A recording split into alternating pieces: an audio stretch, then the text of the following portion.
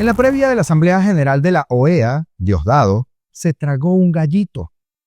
Como cada miércoles en el estercolero televisivo del Mazo Dando, el multifacético, porque todo lo hace mal y también lo representa, se atrevió a más y en su clásico cinismo de oferta, o sea, barato, lanzó una insinuación bastante peligrosa. Y ya les voy a contar de qué se trata. Estados Unidos pone en duda el papel de la OEA por su incapacidad frente a Venezuela, bien dicho. Por su lado, Colombia responde a Estados Unidos que Venezuela debe participar en la solución de su propia crisis con una salida negociada. Con amigos así. 8.000 familias aisladas y 16 puentes perdidos, el balance de las lluvias, o como diría el gobernador de Mérida, el regalo que les mandó Hugo Chávez. Y en el momento que sale al aire este video, se lleva a cabo en Ginebra la sesión del Alto Comisionado de los Derechos Humanos de la ONU para hablar de su informe más reciente sobre los derechos humanos en Venezuela. Y ya les amplío este tema y con qué se come esto, porque de esto y más hablamos el día de hoy. Comenzamos. En recientes declaraciones, y más específicamente en una entrevista, María Corina Machado abordó un tema en el que hemos insistido en este canal por activa y por pasiva. Un tema que debe ser la punta de lanza del discurso de oposición al régimen de Maduro, sobre todo en clave Estados Unidos. Y no es más que el talante terrorista de Maduro y sus conexiones con lo peor del planeta para su supervivencia. Porque es hasta cruel pensar que de todos los delitos cometidos en esta búsqueda incesante de supervivencia, prácticamente nada logre la condena absoluta y el repudio mayoritario de otros países del continente y del mundo a ese régimen. Da igual que tengan casi 1.000 secuestrados políticos, que tengan unos 90 de otras nacionalidades, que a una jovencita la metan presa a 10 años de prisión por levantar su voz en su estado de WhatsApp, algo tan personal como eso. A nadie le importa si destruyen el Amazonas o todo el estado Bolívar, sacándole a la tierra todo lo que puedan para luego contrabandear. Les da igual si inundan el continente de drogas o si proveen de armas a los grupos irregulares y guerrilleros de Colombia y de otras latitudes. No les importa si cierran medios de comunicación, si persiguen periodistas, si hicieron del Estado de Derecho una quimera, si contrabandean con los recursos de todos los venezolanos o raspan la olla en cuanto guisos se inventan para robarse todo.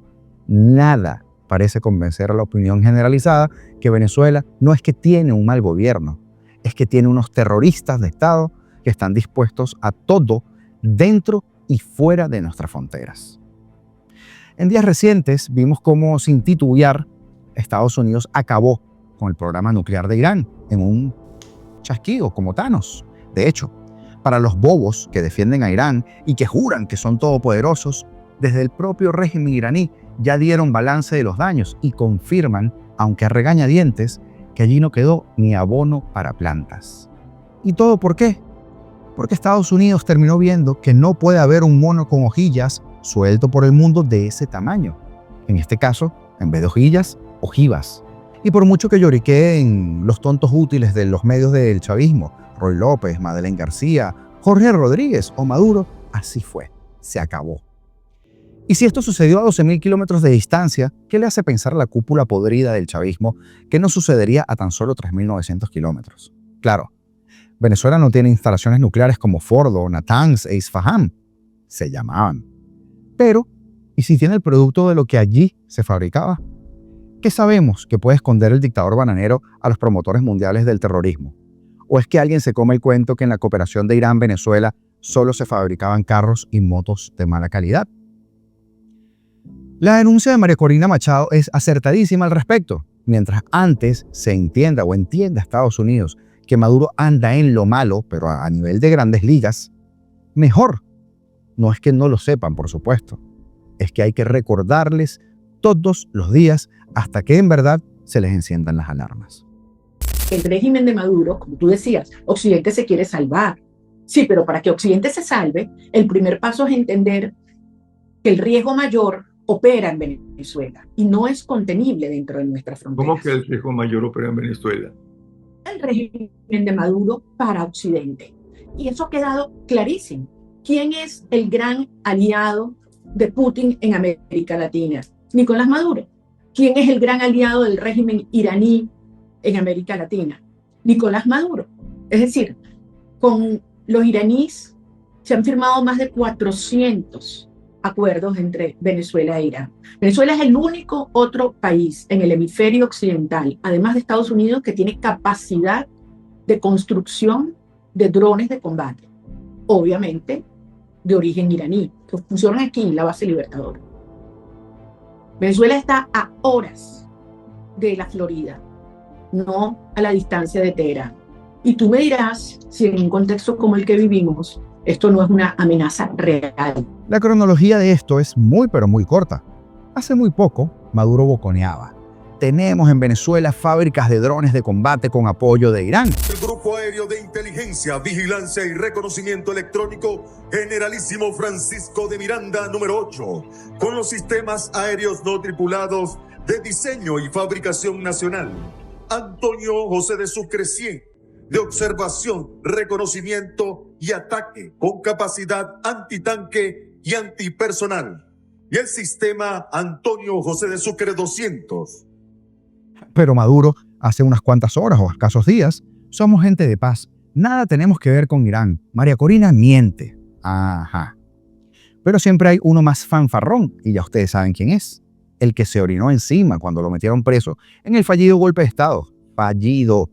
Porque hay que recordarles que son unos fracasados desde el inicio. Sí, Diosdado Cabello. Ojalá y sea cierto lo que va a escuchar, porque mientras más se acerquen a la candela, el empujoncito final será más corto. Un toquecito nada más. Mírelo. Ahorita, María Corina Machado acaba de confirmar en medio estadounidense Fox News: Venezuela es el único país latino que puede fabricar drones de combate. Ni te imaginas lo otro que podemos fabricar. Ni te imaginas. Que podemos, no, que estamos fabricando. ¿Qué será lo que no podemos imaginarnos? Armas químicas, misiles balísticos o cositas más dañinas.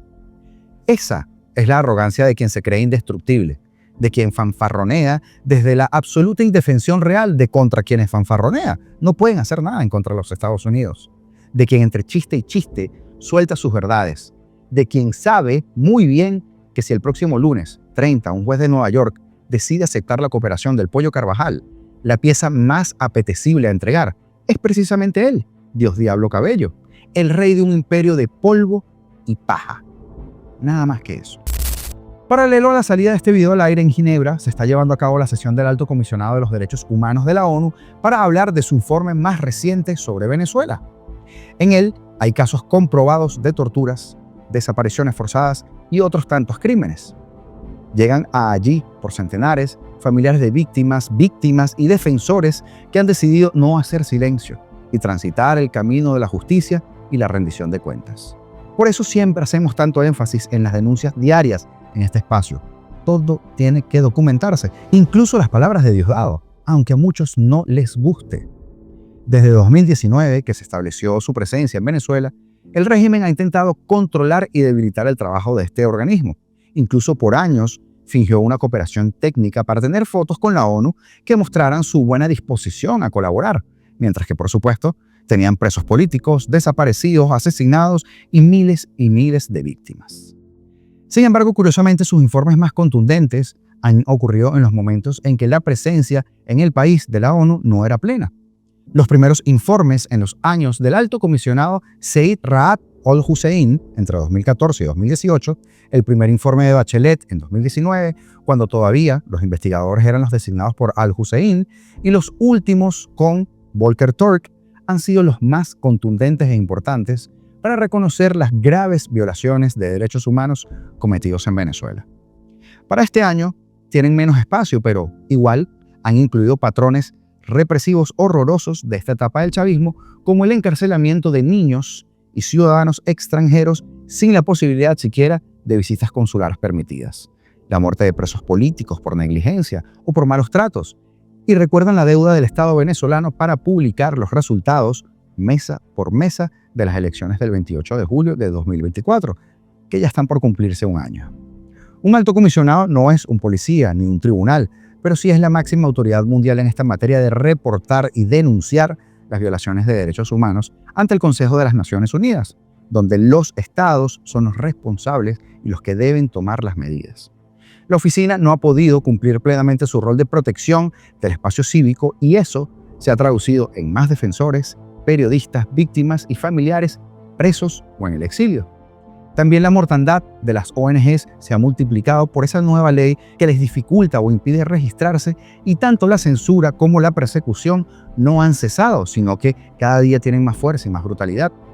En ese contexto es que un informe incómodo como el que se presentará hoy día también sirve de apoyo y de eco de denuncia para millones de afectados, porque aunque estos organismos sean lentos y sean ignorados o incluso manipulados por los autoritarismos del mundo, justamente la fortaleza del caso venezolano es que de forma consistente mucha gente denuncia y mucha gente reclama. Por eso hoy veremos decenas de participaciones de países, aliados de la democracia y también cómplices de la dictadura. Veremos también participaciones de la sociedad civil con activistas que están dentro y fuera del país, así como disidentes y víctimas. Ese foro será importante y también lo será más si nos apropiamos de sus logros para poder nosotros impulsar la presión en otros estados, en otros países que han decidido callar o tirar la toalla ante los abusos en Venezuela y que impactan en toda la región, por supuesto. Esto sirve o servirá en la medida en que nosotros podamos usarlos para exigir más. Incluso con su corto espacio y sus concesiones a la narrativa del chavismo, como por ejemplo la entrega de viviendas sin rendición de cuentas, claro está, o el aumento del salario, pero el salario integral, no el mínimo, para que siga siendo el más bajo del hemisferio, o incluso el efecto de las sanciones, se van a decir cosas duras, porque al menos esta vez acompañaron el discurso de las sanciones con la idea clave de que no hay acceso a la información sobre el presupuesto público ni la rendición de cuentas para poder medir eso. Y ahí es donde flaquean estos tipos. Hoy, en la ONU, se volverá a hablar de presos en Venezuela, de la deuda electoral, de crímenes de lesa humanidad, y se verá cómo el coro de cómplices alegará la autodeterminación y la soberanía para seguir dañando gente. ¿Servirá de algo? Es la pregunta capciosa. No. En los próximos días seguramente no. Quién sabe si a mediano plazo, pero el peor trabajo es el que no se hace. Y hablando de foros, ya les comento sobre la Asamblea Nacional de la OEA, pero antes, tragedia natural. En el estado Mérida, producto del paso de la onda tropical número 9 entre los días 24 y 25 de junio, se produjeron daños que aislaron a más de 8.000 familias que resultaron afectadas. El balance oficial que se ofreció desde Miraflores, en compañía del Tren Ejecutivo Criminal, aseguró que en la región andina 25 puentes sufrieron daños, 16 de ellos pérdida total. Se totalizaron 370 viviendas afectadas y 107 de ellas con pérdida total. Y se ordenó el desalojo de 151 casas que están en zona de alto riesgo, una instrucción que se ordenó se cumplieran con las autoridades en conjunto a los consejos comunales. Desde la localidad de Tabay, en el municipio Santos Marquina, el ministro de Energía Eléctrica y vicepresidente sectorial de Obras Públicas chavistas, Jorge Eliezer Márquez, otro inútil, aseguró en un pase televisivo que en un plazo máximo de 72 horas deberán reabrir las vías para transportar el 75% de las legumbres que se llevan al centro del país, a ciudades como Caracas y Valencia, y que se producen en Mérida. Ya veremos si esto se cumple. Mientras que el gobernador Arnaldo Sánchez destacó que hay daños de diversa consideración en 10 municipios, 7 de ellos con mayor impacto, en los ejes Páramo y Metropolitano. Destacó que no hay personas heridas, gracias a Dios, ni fallecidas, aunque sí activaron 3 refugios para atender a las personas que perdieron sus viviendas o debieron desalojarlas de forma provisional y desesperada ante las inundaciones por el desbordamiento de ríos y quebradas. Desde Barinas, la pirata del Caribe, la que contrabandea nuestro oro, se lo roba y lo deposita en cuentas afuera, Delcy Rodríguez, dijo que los aguaceros afectaron 8 de los 12 municipios de la entidad, con un total de 3.730 familias afectadas por desbordamiento de ríos como el Santo Domingo. También dijo que fueron instalados refugios y que no hay pérdidas humanas ni viviendas con pérdida total. Afirmó que en la carretera que comunica Barinas con Mérida se ha recuperado el 50% de la vialidad afectada por deslizamientos. Si es un 50 como el de las elecciones pasadas, bueno, ya usted sabe que es el 20. Desde Portuguesa, el fanfarrón de Diosdado Cabello aseguró que el desbordamiento de la laguna artificial causó la rotura de un dique cuyo caudal hizo colapsar el puente de la Trinidad que forma parte de la autopista José Antonio Páez del municipio Espino. Afirmó que está activo un paso provisional para comunicar la zona andina con el centro del país y con el resto del territorio nacional, mientras que él estima que en 60 días se recupera la infraestructura de la caída del puente. 60 días, dice. El mismo que cuando era ministro de Infraestructura se robaba el dinero y no completaba ni una obra. Bueno. Por su parte, el gobernador del estado Trujillo, Gerardo Márquez, informó que hay 92 viviendas con pérdida total, con 3 municipios que sufrieron afectaciones por el cierre de vías, entre los que nombró Boconó, Campo Elías y Urdaneta. Aseguró que tienen 19 frentes desplegados en 6 municipios para poder despejar las vías, y en especial en el municipio Campo Elías, que se encontraba aislado. Y el gobernador de Táchira, la joyita esta de Freddy Bernal, sostuvo que de los 12 municipios en los que las lluvias dejó daños parciales, los 3 con mayor impacto son Junín, Fernández Feo y San Cristóbal. Destacó que hay 240 viviendas afectadas y en una población de Junín se dieron las 2 únicas vías de comunicación, lo que dejó incomunicadas a 870 familias. Nuestras oraciones con las personas que la están pasando realmente mal en este momento. Que Dios los acompañe y los bendiga. Y el subsecretario de Estado de los Estados Unidos, Christopher Landau, cuestionó este jueves la razón de ser de la Organización de los Estados Americanos, algo que usted y yo hacemos todos los días, al sugerir que su existencia pierde sentido si es incapaz de abordar con eficacia la crisis de Venezuela o la de Haití. Si somos incapaces de responder o remediar una situación en la que un régimen ignora abiertamente las normas internacionales y amenaza la integridad territorial de su vecino, entonces debemos preguntarnos, ¿qué sentido tiene esta organización? Lo expresó durante su intervención en la Asamblea General de la OEA, celebrada en Antigua y Barbuda. Landau explicó que el Departamento de Estado está revisando, por orden del presidente estadounidense Donald Trump, la permanencia de los Estados Unidos en los organismos internacionales, incluido la OEA. ¿Por qué? Por inútiles. Para ser francos, no tengo claro que pueda predecir cómo terminará esta revisión, advirtió Landau. El número 2 de la diplomacia estadounidense y que representa en esta asamblea al secretario de Estado Marco Rubio puso como ejemplo la respuesta de la OEA ante la crisis en Venezuela, donde Nicolás Maduro asumió un nuevo mandato, se robó las elecciones, pese a las denuncias de fraude de la oposición y de parte de la comunidad internacional. Y en respuesta a ese descarado fraude electoral, ¿qué ha hecho esta organización? Hasta donde sabemos, nada sustancial, criticó Landau. El subsecretario también apuntó que la oposición venezolana, cuyo candidato fue Edmundo González Urrutia, no solo ganó de forma abrumadora, sino que contaba con las pruebas para demostrarlo. Pero usted sabe lo que hizo el régimen con esto. Y recordó que casi todos los países de la región han tenido que acoger a cientos de miles de refugiados venezolanos y subrayó que tan solo el mes pasado el régimen venezolano realizó otra farsa de elecciones legislativas y elecciones regionales que carecieran también de transparencia e imparcialidad. Landau puso también sobre la mesa la crisis en Haití, país que, según dijo, se hunde en el caos, y volvió a preguntarse, ¿qué ha hecho esta organización? Recordó que el año pasado se desplegó en el país una misión de seguridad liderada por Kenia, imagínense ustedes, con el aval de la ONU, pero señaló que Estados Unidos no puede seguir soportando solo esa pesada carga financiera. Si la OEA no está dispuesta o no puede desempeñar un papel constructivo en Haití, nos preguntamos seriamente por qué existe. Asimismo, Landau exhortó a los Estados miembros a ratificar el viernes la candidata de Estados Unidos a miembro de la Comisión Interamericana de Derechos Humanos, la disidente cubana Rosa María Payá. Es hora de que la OEA muestre resultados, que apoye al pueblo de Venezuela y Haití y no solo sea de palabra, concluyó Landau. Pero es que también la canciller colombiana Laura Sarabia, la amiguita de Petro, amiguita, usted sabe, afirmó este jueves que la Organización de los Estados Americanos, la OEA, es el escenario adecuado para debatir los desafíos de la región y subrayó que tanto Venezuela como Haití deben participar en la búsqueda de soluciones a las crisis que atraviesan. Pero no lo harán, Laura, no lo harán. En esas declaraciones, AF, durante la Asamblea General de la OEA, que se celebraba, como les dije, en Antigua y Barbuda, Sarabia respondió al cuestionamiento de Estados Unidos y de Chris Landau, que acabamos de hablar de ello, y que ha puesto en duda el futuro del organismo panamericano debido a su incapacidad para resolver las situaciones en Venezuela y en Haití. Necesitamos fortalecer la organización, necesitamos fortalecer la unidad de la región y estamos de acuerdo en que este es el escenario donde debemos discutir los desafíos que tenemos como región, apuntó la canciller del gobierno de Gustavo Petro, la favorita del guerrillero. Asimismo, agregó que es importante que en estas soluciones y hoja de ruta participe Haití y participe Venezuela. ¿Para qué? No sé. Y entre todos, enfrentar los desafíos. Muy bonito, de la boca para afuera.